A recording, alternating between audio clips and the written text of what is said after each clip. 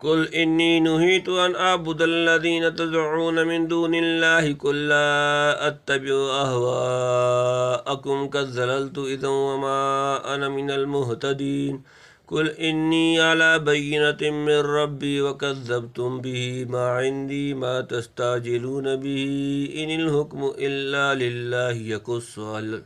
یقص الحق وهو خیر الفاصلین قل لو ان عندي ما تستعجلون به لقضي الامر بيني وبينكم والله اعلم بالظالمين وعنده مفاتيح الغيب لا يعلمها الا هو ويعلم ما في البر والبحر وما تسقط من ورقة الا يعلمها ولا حبة في ظلمات الارض ولا رطب ولا يابس الا في كتاب مبين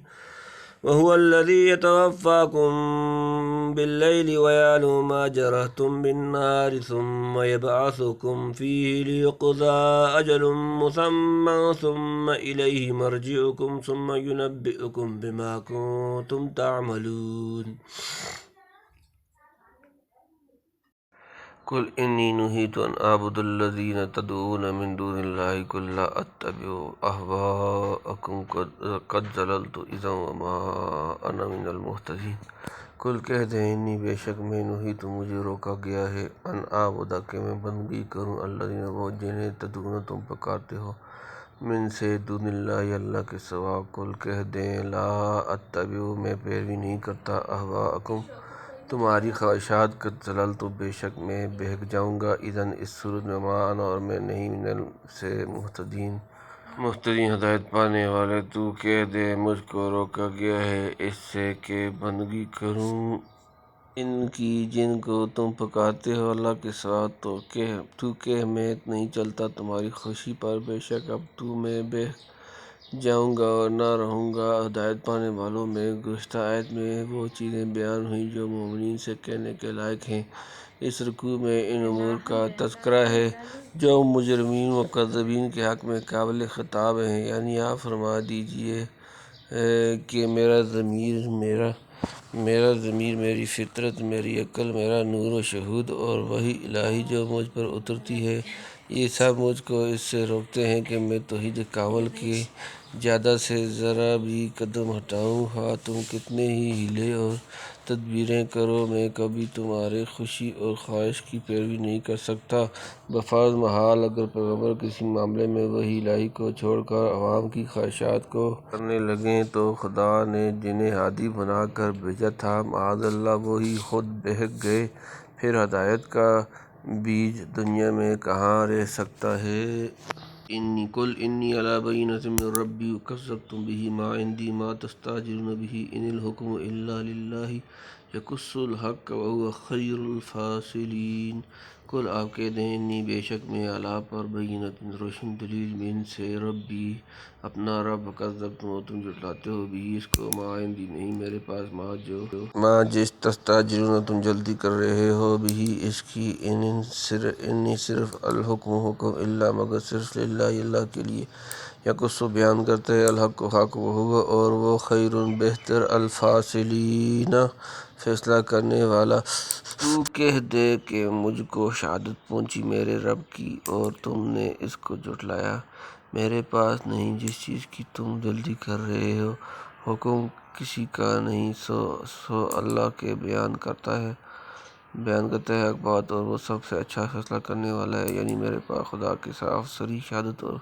واضح دلائل پہنچ کے قبول سے سرمنہ انحراف نہیں کر سکتا تم اس کو جھٹلاتے ہو تو اس کا انجام سوچ لو یعنی عذاب الہی کفار کہتے تھے اللہم ان کان ھذا هو الحق من عندک فامطر علینا حجارۃ من السماء او ائتنا بعذاب علیم سورہ نمبر 8 سورۃالانعام آیت نمبر 32 اگر یہ حق ہے جس کی ہم کو تکذیب کر رہے ہیں تو آپ آسمان سے ہم پر پتھروں کی بارش کر دیجئے یا ہم پر اور کوئی سخت عذاب بھیج دیجئے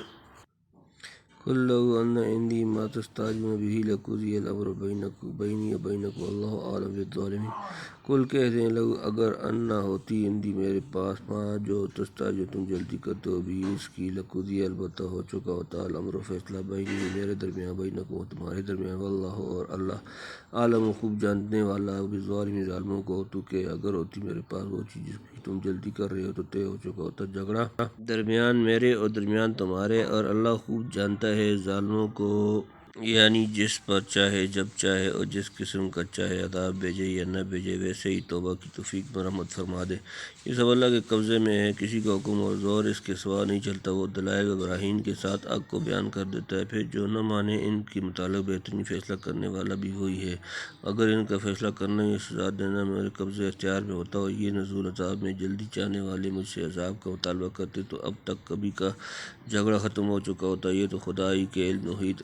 علم عظیم، حکمت بالغہ اور قدرت کاملہ کا پرتو ہے کہ بے شمار مصالح اور حکم کی رعایت کرتے ہوئے باوجود پوری طرح جاننے اور قدرت رکھنے کے ظالموں پر فوراً عذاب نازل نہیں کرتا۔ آئندہ آیات میں اس کے علم محیط اور قدرت کاملہ کا ذکر ہے تاکہ ثابت ہو کہ تاخیر عذاب جہل یا عجز کی بنا پر نہیں۔ وعنده مفاتح الغیب لا يعلمها الا هو ويعلم ما في البر والبحر وما تسقط من ورقة الا يعلمها ولا حبة في ظلمات الارض ولا رطب ولا يابس الا في كتاب مبين۔ وعنده اور اس کے پاس مفاتح کنجیاں الغیب غیب لا نہیں يعلمها ان کو جانتا الا سوا ہوا وہ يعلم وہ جانتا ہے ما جو فی البر خشکی میں فالبحر اور تری وما اور نہیں تسقط گرتا من کوئی ورقة کوئی پتا الا مگر یعلمها وہ اس کو جانتا ہے ولا حبۃ اور نہ کوئی دانہ فی میں ظلمات اندھیرے الارض زمین ولا رطب اور نہ کوئی تر ولا اور نہ یابس خشک الا مگر فی میں الکتاب کتاب مبین روشن اور اسی کے پاس کنجیاں غیب کی ان کو کوئی نہیں جانتا اس کے سوا وہ جانتا ہے جو کچھ جنگل اور دریا میں ہے اور نہیں جھڑتا کوئی پتا مگر وہ جانتا ہے اس کو اور نہیں گرتا کوئی دانہ زمین کے اندھیروں میں اور نہ کوئی ہری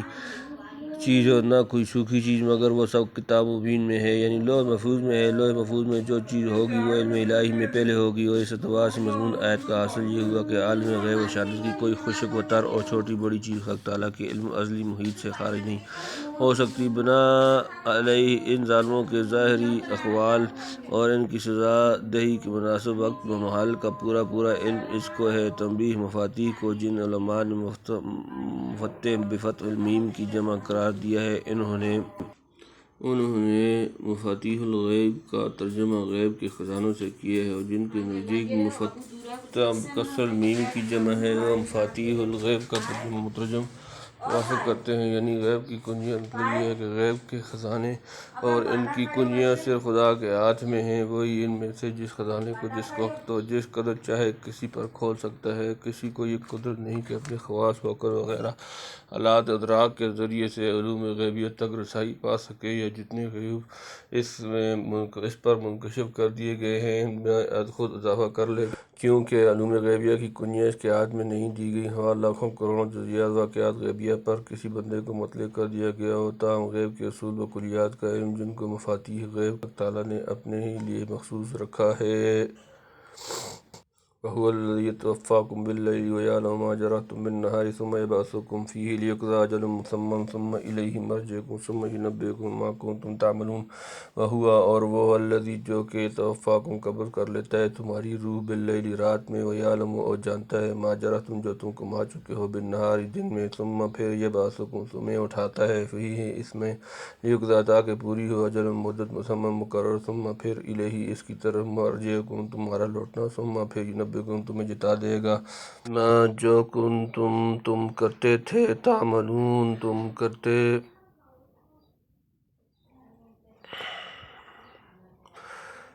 تھے، اور وہی ہے قبضے میں لے لیتا ہے تم کو رات میں، اور جانتا ہے جو کچھ تم کر چکے ہو دن میں، پھر تم کو اٹھا دیتا ہے اس میں تاکہ پورا ہو وہ وعدہ جو مقرر ہو چکا، پھر اس کی طرف تم لوٹائے جاؤ گے، پھر خبر دے گا تم کو اس کی جو کچھ تم کرتے ہو۔ یعنی شب میں سوتے وقت ظاہری احساس و شعور باقی نہیں رہتا، اور آدمی اپنے گرد و پیش بلکہ جب اپنے جسم کے احوال تک سے بھی بے خبر ہو جاتا ہے۔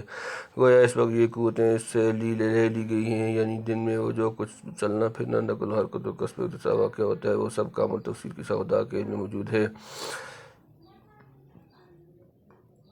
یعنی اگر